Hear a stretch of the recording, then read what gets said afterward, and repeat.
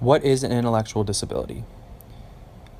There are three major criteria that the American Association of Intellectual and Developmental Disabilities, AAIDD, uses to identify intellectual disabilities. The first being significant limitations in intellectual functioning, the second being significant limitations in adaptive behavior, and the third being the onset before the age of 18. Intellectual functioning is defined as intelligence and refers to general mental capacities such as learning, reasoning, problem solving, and so on. Adaptive behavior is the collection of conceptual, social, and practical skills that are learned and performed by people in everyday lives. In an additional analysis of disability, we talk about the concept of disability and how it's a social construction.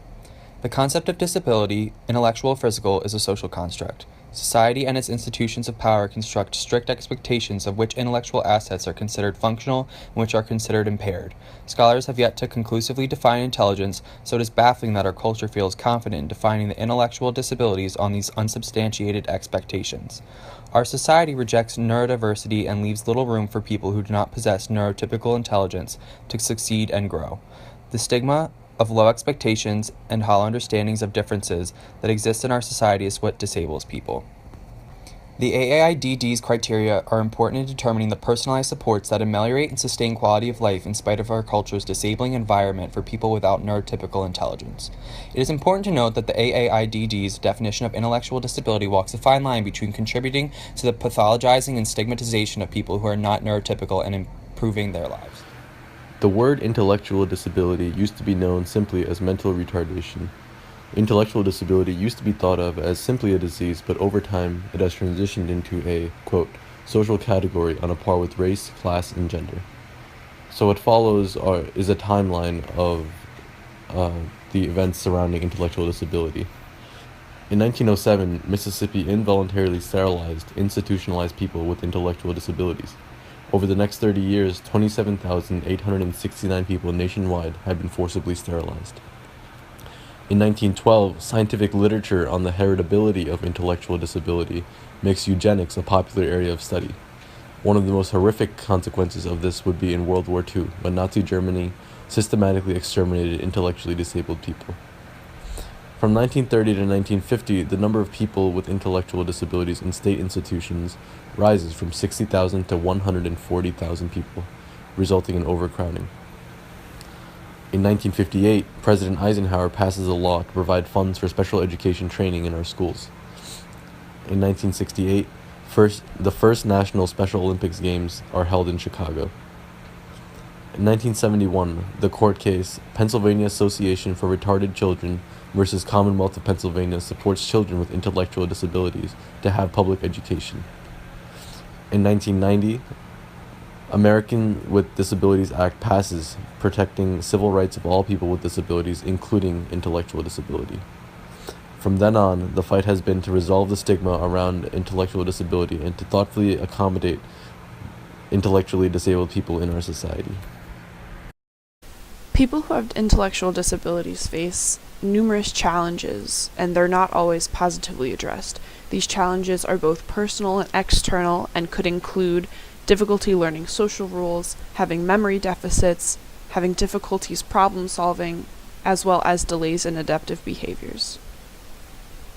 These problems stem from the disabilities manifesting themselves in many ways, such as limited language, impaired speech, or difficulty performing academically. Now, this doesn't necessarily mean that people with intellectual disabilities can't do everyday things, such as getting dressed or eating on their own, but it does mean that these things may take more time or effort than normal. Another problem that may come up with an intellectual disability are health and safety problems. With safety, it could be something as simple as knowing if it's okay to cross a street or not.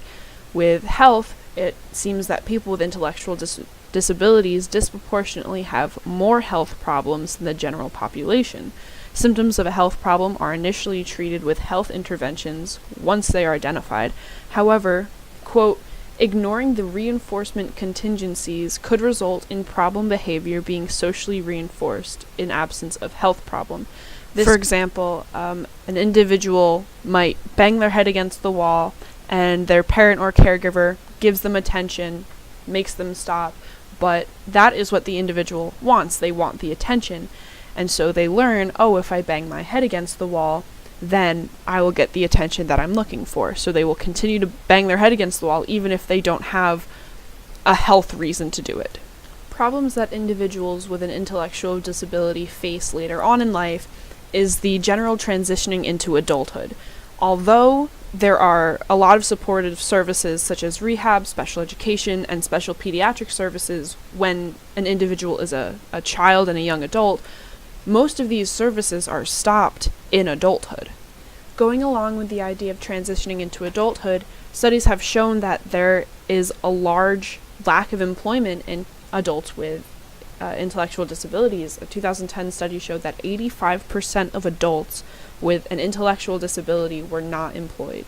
Finally, one of the biggest challenges I believe that individuals with an intellectual disability face is discrimination. They are often discriminated against and devalued by society. Although this has improved in the 20th and 21st centuries, they still face stigmas in everyday life. I believe that this could be helped by self-advocacy and promotion of individuals' rights to make their own decisions. Individuals that are intellectually disabled express exceptional social characteristics.